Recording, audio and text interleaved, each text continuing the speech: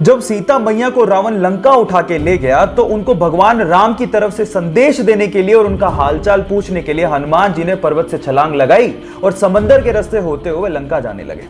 रास्ते में उनका सामना सुरसा से हो गया। सुरसा ने कहा, मुझे तो भूख लग रही है, मैं तो तुम्हें खाऊंगी। हनुमान जी ने कहा कि मैं सीता मैया से मिलके आता हूं, आते वक्त जो तुम्हारी इच्छा हो कर लेना। सुरसा ने कहा, नहीं, मुझे तो भूख अभी लग रही है, मैं तो अभी खाऊंगी। हनुमान जी ने कहा, वक्त जाया मत करो। दोस्तों 100 साल से अधिक समय से खड़े इस ब्रिज के बारे में आपकी क्या राय है? एक योजन का मुंह मतलब और ऐसे अमेजिंग वीडियो के लिए जैसे उसने एक योजन मुंह खोला, हनुमान जी 2 योजन के हो गए। मिलते हैं। सुरसा ने 2 योजन का मुंह खोला, हनुमान जी 4 योजन के हो गए। ऐसे करते करते सुरसा ने 64 योजन का मुंह खोल लिया। तो हनुमान जी ने बुद्धि दिखाते हुए अपना शरीर छोटा किया और उसके मुख का चक्कर लगाते हुए बाहर आ गए। यहां समझने लायक और सीखने लायक बात यह है कि जब पावर दिखानी थी तो हनुमान जी बड़े होते चले गए, लेकिन जब बुद्धि दिखानी थी तो हनुमान जी छोटे हो गए।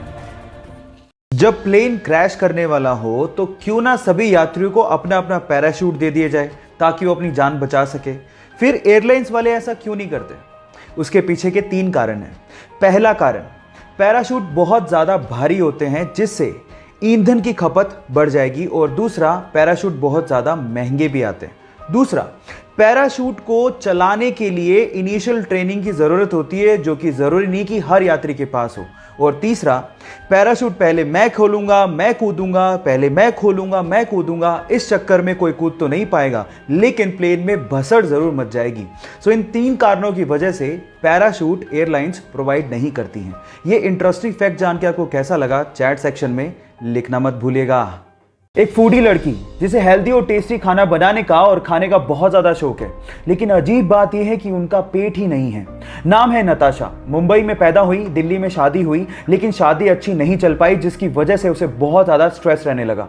बहुत ज़्यादा स्ट्रेस की वजह से उसके शोल्डर में पेन शुरू हो गया, लेकिन जब भी वो खाना खाती उनके शोल्डर में पेन बढ़ जाता।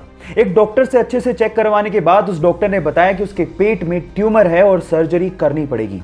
सर्जरी के दौरान जान बचाने के लिए उसके पेट को बाहर निकालना पड़ा।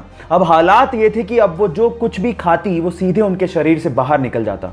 अब सर्जरी के बाद उनके पास सिर्फ 2 ही चॉइस थी, या तो वो जिंदगी जीना छोड़ देती या फिर वो भरपूर जीती, और उन्होंने सेकंड चॉइस को अपनाया और फाइनली आज वो द गटलेस फूडी के नाम से फेमस है। नताशा की जिंदा दिली के लिए मैं उन्हें दिल से सलाम करता हूं।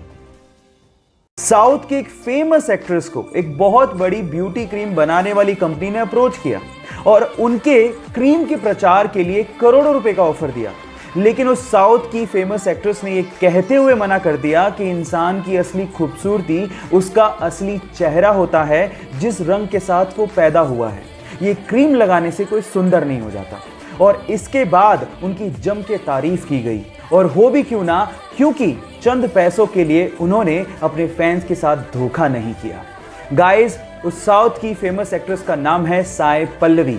आपको ये सुन के कैसा लगा, चैट सेक्शन में लिखना मत भूलिएगा। एक बार किसी रिपोर्टर ने रतन टाटा जी से सवाल पूछा कि सर, आपके रहते हुए एशिया के सबसे अमीर इंसान मुकेश अंबानी जी क्यों हैं? तो उन्होंने बड़ा ही सुलझा हुआ और दिल छू लेने वाला जवाब दिया। उन्होंने कहा कि हम इंडस्ट्रियलिस्ट हैं और मुकेश अंबानी जी बिजनेसमैन हैं। हम ये नहीं चाहते कि इंडिया इकोनॉमिकल सुपर पावर बने, बल्कि हम ये चाहते हैं कि ये देश, ये इंडिया खुशहाल नेशन बने। और इसी सपने को पूरा करने के लिए रतन टाटा जी अपने पैसों का अधिकतर हिस्सा चैरिटी में डोनेट कर देते हैं। आपको रतन टाटा जी का ये ख्याल सुन के कैसा लगा, चैट सेक्शन में लिखना मत भूलिएगा।